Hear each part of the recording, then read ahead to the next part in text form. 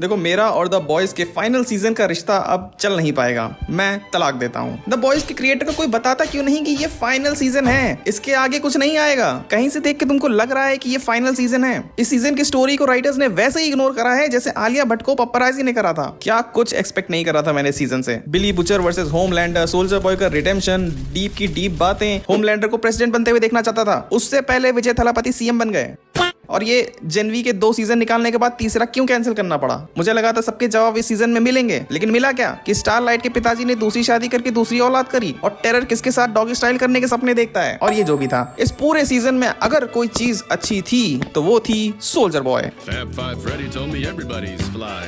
मैं तो कहता हूँ सारे फैंस मिलके पिटीशन डालो कि इसके बाद हमको एक और सीजन देखना है जिसमें कि एक्चुअली में सारी स्टोरी को कंक्लूड किया जाए। क्योंकि तुमको अगर अभी भी लग रहा है कि ये 7 घंटे की बनाई हुई खिचड़ी को ये लोग 1 घंटे और 5 मिनट में परोस देंगे तो नहीं। देखो जितना दुख तुम्हें है ना उतना ही दुख मुझे भी है, पर क्या ही कर सकते हैं, अपने काम धंधे पे तो लगना ही पड़ेगा ना। तो आज मैं बात करने वाला हूं द बॉयज के फाइनल सीजन के बारे में, जो फाइनल सीजन जैसा क्यों नहीं लग रहा है।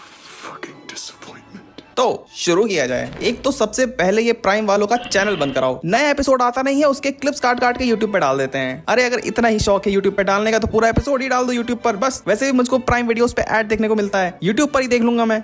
तो कहां से शुरू करूं मैं? तो चलो सबसे बेकार जगह से स्टार्ट करते हैं। तो भाई फाइनल सीजन में तुमको स्टोरी को कंक्लूड करना होता है, ना कि अपनी पर्सनल किंक दिखानी होती है। तुम मानोगे नहीं लेकिन इस सीन को 49 सेकंड्स मिले हैं पूरे के पूरे एपिसोड में। मतलब इतनी सारी चीजें बची हुई हैं इनके पास कंक्लूड करने को, लेकिन 49 सेकंड इस वाहियात सीन को दिए हैं। ऐसे ही सीन्स की वजह से आज तक मैंने द बॉयज को टीवी पर नहीं देखा। अब देखो जब से ये सीजन शुरू हुआ है ना, तो ऐसा लग रहा है कि अब इनके पास स्टोरी बची ही नहीं है। अगर तुमने गेम ऑफ थ्रोन्स देखी है और उसका फिनाले देखा है तो उसके में एकदम अपोजिट हुआ था। वहां पर फाइनल सीजन में ऐसा लग रहा था कि इनके पास अभी बहुत सारी चीजें हैं बताने को, पर फिर भी उनको खत्म करना पड़ रहा है। बट यहाँ पर जस्ट अपोजिट है। द बॉयज में चीजें रिपीट हो रही हैं। होमलैंडर को बस और पावरफुल बनना है। द बॉयज होमलैंडर को मारने का प्लान ही बनाते जा रहे हैं। सोल्जर बॉय को घी के डिब्बे की तरह जब बनाते तब बाहर निकाल लेते हैं, काम हो जाता है, उसको वापस से फ्रिज में रख देते हैं। शुरुआत में द बॉयज का ये जो सीजन 5 है ये काफी कुछ सेटअप कर देता है, जैसे कि V1, सोल्जर बॉय, रायन, पर इन सब का मतलब ही कुछ नहीं निकल के आया। V1 का होमलैंडर के ऊपर एग्जैक्टली क्या असर पड़ा, क्या उसके कुछ साइड इफेक्ट्स थे कि नहीं थे, रायन आखिर कहां मर गया जाकर, क्या सोल्जर बॉय को बस इतना ही सफर था? प्रॉपर हमने उसको एक्शन में भी नहीं देखा यार इस पूरी सीजन में। अब मुझे समझ में आता है कि जो आउटकम्स होते हैं वो फाइनल के कुछ एपिसोड्स में ही दिखाए जाते हैं, पर यहाँ तो फाइनल के एपिसोड्स बाहर आ ही चुके हैं, बस एक ही तो बचा है। अब एज अ फाइनल सीजन मुझको ऐसा लग रहा था कि धीरे धीरे हम सारे कैरेक्टर्स को अलविदा बोल देंगे, और शुरुआत में ऐसा हो भी रहा था।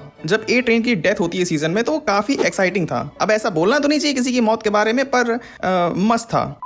और जो फायर क्रैकर की डेथ थी वो भी काफी सरप्राइजिंग थी। लेकिन अगर तुमने नोटिस किया हो तो द बॉयज में किसी की भी डेथ नहीं हुई थी। MM, Frenchie, Kimiko, Hughie, Starlight, Butcher, इन सब की सांसें सीजन 1 से चल रही हैं। और अब तक देखो कुछ नहीं तो 1 या 2 मेंबर्स को तो मर जाना चाहिए था। चलो छोड़ो, मरने वरने की बात नहीं करते हैं। अगर हम सिर्फ ऐसी सिचुएशन की ही बात करें जहां पर खतरा हो, कभी ऐसी सिचुएशन में भी तो द बॉयज आते ही नहीं है ना। और यही रीजन है कि जब बिली और ह्यूई को पकड़ लिया जाता है तो हमें वो डर लगता ही नहीं कि इन दोनों में से किसी को कुछ हो जाएगा, क्योंकि हमें पता है इन्हें कोई बचाए ना बचाए लेकिन जो प्लॉट आर्मर है वो जरूर बचा लेगा। और वैसा होता भी है। जब एपिसोड 1 आया था तो उसके अंदर बहुत ज्यादा चांस थे कि किसी एक कैरेक्टर को ये लोग सैक्रिफाइस कर सकते थे। उससे होता कुछ नहीं, देखो मुझे कुछ नहीं मिलता इससे, लेकिन जो पूरा शो है ना उसकी इंटेंसिटी बढ़ जाती, स्टेक्स रियल फील होते, जो हमें हुए ही नहीं इस पूरे सीजन में अंटिल सेकंड लास्ट एपिसोड के एकदम लास्ट मोमेंट पर। जो भी कहो भाई, स्टेक्स बहुत ही लो हैं शो के, जबकि फाइनल सीजन के हिसाब से स्टेक्स तो हिमालय की चोटी से भी ज्यादा हाई होने चाहिए थे ना। तो पूरे शो में कहीं भी टेंशन फील होती है। अरे हम एज अ ऑडियंस इन कैरेक्टर्स के लिए डर फील करना चाहिए।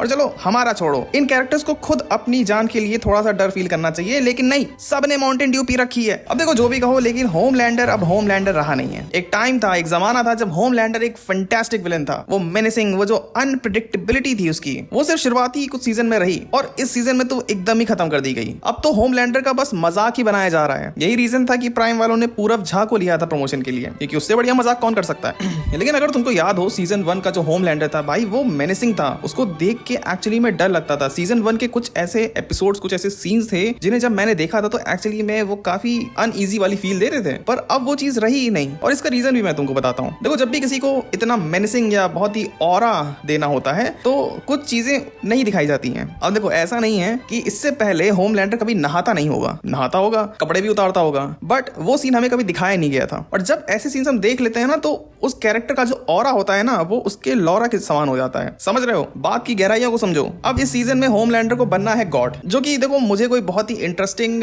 स्टोरी आर्क तो नहीं नजर आता है। हाँ ठीक है, ये Homelander centric democratic church of America जो भी है ये एक सटायर है, ठीक है, पर मुझे ये इतना कुछ पसंद नहीं आया। इसको एक सीजन में भले ही दिखा देते, पर पूरा सीजन तुमने होमलैंडर को बस इसी चीज में घुमा के रख दिया। इतना वीक दिखाया है इसमें होमलैंडर को। भाई 2-3 ऐसी जगहें थी जहां पर होमलैंडर ऑलमोस्ट मरने वाला था, प्लस उसका बाप उसको ऑलरेडी इतने ताने मारा करता है। इतना तो मेजर इकबाल का बाप नहीं ताने मारता था। और होमलैंडर अब देखो उन्हीं लोगों को डराता है जिनसे ऑडियंस खुद ही नफरत करती है, जैसे कि द डीप हो गया, एशले हो गई। ऑडियंस को इनकी नहीं पड़ी है। ऑडियंस को तब पड़ी होती जब होमलैंडर ह्यूई की आंखों में आंखें डाल के बोलता,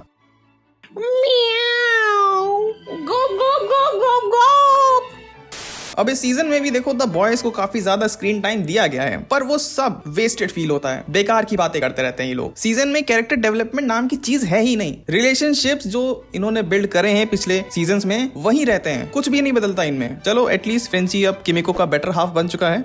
अब हर मेंबर को थोड़ा बहुत स्पॉटलाइट मिला है, जो कि इनफ नहीं है, क्योंकि देखो यार अब इस शो का कोई सेंटर बचा ही नहीं है। ये शो शुरू हुआ था ह्यूई और बिली के रिलेशनशिप से। जो भी ह्यूई के साथ होता है, उसके साथ जो ट्रेजेडी होती है, उसके बाद बिली ही था जो उसको ये कॉन्फिडेंस देता है कि तुम्हें बदला लेना चाहिए और इन सूप्स की पुंगी बजा देनी चाहिए।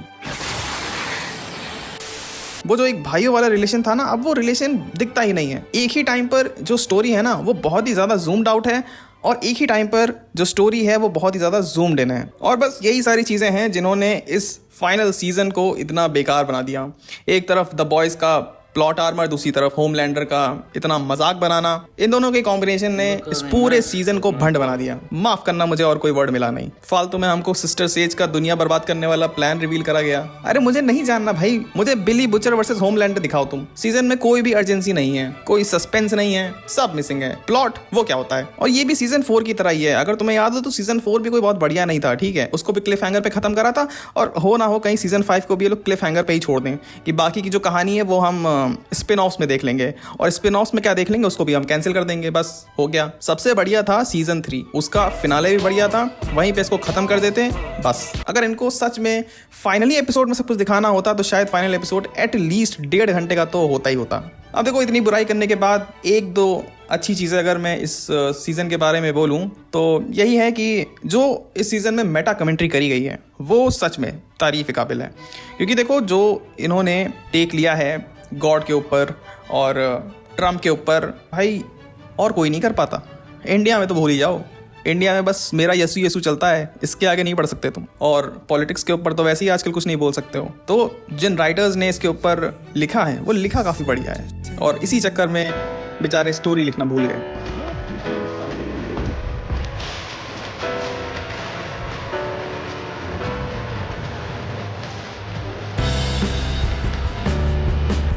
So that's it for this video. चलो अब मैं जा रहा हूँ प्रमोशन करने, क्योंकि एडिटिंग करते करते मैं भूल गया था कि मुझे भी एक सीरीज के प्रमोशन के लिए अप्रोच किया गया है। अब मैं तुमसे मिलूंगा किसी और वीडियो में, तब तक के लिए बाय।